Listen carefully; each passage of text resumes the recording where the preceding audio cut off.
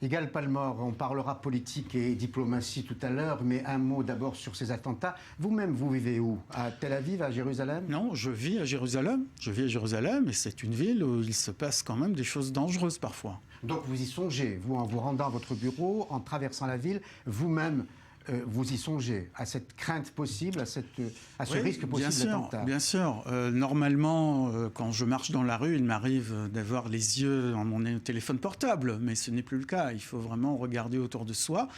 Et puis, je dois vous dire que ça fait quand même un bout de temps que ma femme et moi, nous pensons beaucoup au cousin de ma femme, Noam, qui avait péri dans un attentat suicide dans un autobus il y a environ une vingtaine d'années. C'était à Jérusalem, c'était à 300 mètres de chez nous. Et c'est quand même quelque chose qu'il est difficile d'oublier. Alors, dans des jours pareils où les attentats reviennent, ce n'est pas des attentats suicides, mais c'est toujours des attentats, on y pense beaucoup. Et c'est une terreur insidieuse parce qu'elle est quotidienne, elle est instillée comme ça chaque jour, ce qui fait que les médias internationaux n'en parlent pas, ou quasiment pas. Insidieuse parce que, comme vous dites, ça tombe au goutte à goutte. C'est ça. Et puis, ça concerne des adolescents. Et quand un gosse de 14, 15, 16 ans tente de vous poignarder, on tente à ne pas le voir comme un terroriste, mais comme un simple délinquant. Donc, du coup, ça change de chronique. Ce n'est pas, ça n'entre pas dans les pages d'International, mais dans les faits divers pour certains observateurs internationaux. Et on ne comprend pas la rage des Israéliens. On ne comprend pas qu'il y a derrière, sinon une grande organisation terroriste, il y a quand même une certaine ambiance. Il y a un encouragement, il y a une mode même que du côté de l'autorité palestinienne, on ne fait pas énormément pour stopper, pour freiner. Et ça explique un certain état d'esprit chez les jeunes Palestiniens qui fait que des adolescents partent avec un couteau pour poignarder le premier homme ou la première femme venue. C'est assez terrible. Et d'ailleurs, les psychiatres eux-mêmes le disent, qu'ils soient ici ou à Paris, quand on a l'occasion de les interviewer, disent eux-mêmes qu'un adolescent ne peut pas, ou un post-adolescent, ne peut pas commettre un tel acte seul, qu'il est forcément instrumentalisés par un adulte ou par des adultes. Oui, je crois que c'est assez évident. Ils ne sont pas instrumentalisés dans le sens où on le croyait avant, c'est-à-dire un endoctrinement assez structuré dans le cadre d'un mouvement de jeunesse ou d'une cellule terroriste ou un truc comme ça. Non, ce n'est plus le cas.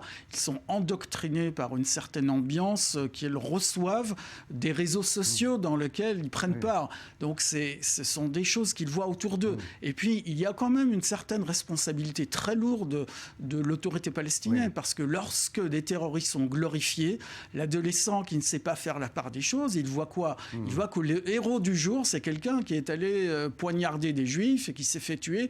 Du coup, il devient une célébrité. Les adolescents admirent qui veulent-ils émuler aujourd'hui? Eh bien, des vedettes de sport, les vedettes de pop et de rock'n'roll, mais aussi les célébrités de la télé-réalité.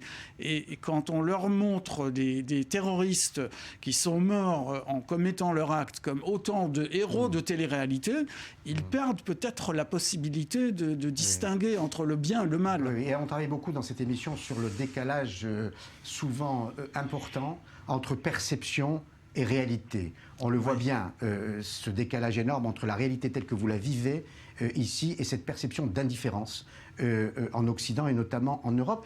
Et cette indifférence-là, ou cette perception d'indifférence, est accentuée par le fait que les Israéliens eux-mêmes se montrent très dignes dans la réaction face à cette terreur. Il y a la souffrance du jour, et puis après, la reprise du travail, le mode de vie, comme si rien ne se passait.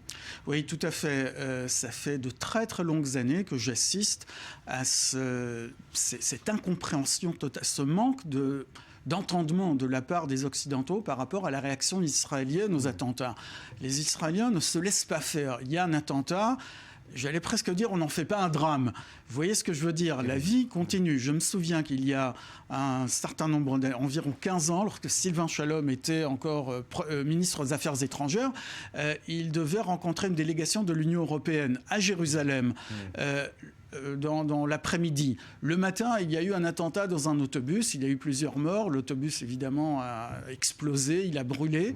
Et la délégation européenne s'était dite qu'ils allaient d'abord venir déposer une gerbe sur le lieu de l'attentat avant de rencontrer le ministre. Eh bien, lorsqu'ils sont arrivés en début d'après-midi, Ils sont arrivés sur les lieux, l'autobus n'était plus là, la route était déblayée, la ligne continuait à fonctionner, les gens continuaient leur vie et ils ne savaient pas où déposer la gerbe. Et ils avaient fini par conclure, par en arriver à la mauvaise conclusion. Au lieu de dire « ces Israéliens sont très forts, ils ne se laissent pas briser l'esprit par les attentats », je les ai entendus dire « finalement, c'était pas si grave que ça, l'attentat ».